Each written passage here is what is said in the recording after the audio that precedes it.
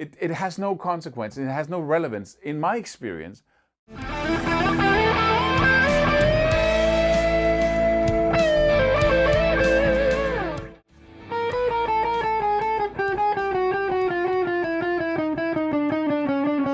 Have you been doing stuff like that? The perfect warm-up routine is no warm-up routine. If you're going to perform on stage and you'll have cold fingers, then do warm up, right? Play something as you sit and talk to your friends or your bandmates in backstage, right?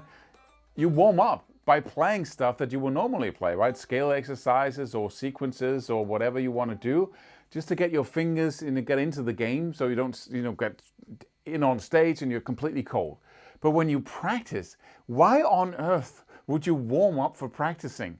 So I don't hurt myself. That has no consequence, because warming up is also playing, right? So if you're going to warm up, do warm up with, sorry. Maybe I need to warm up before I do these videos. Then play a sequence, right? Play some chords that you want to practice anyway. But the idea that we should,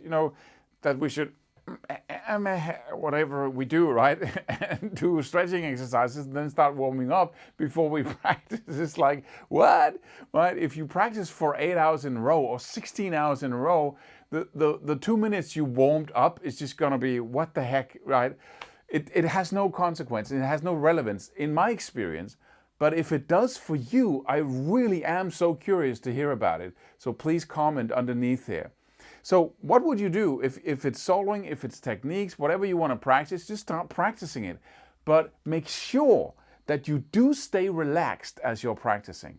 When you are, final point in this video, when you are tense in any way, when you are trying like this in any way, you're going to hurt yourself in the long run. Something has to give. So stay completely relaxed, and when you are completely relaxed, you cannot do the trying bit. So you just have to do it at a tempo where you can get it right, which is amazing, which is where you're learning.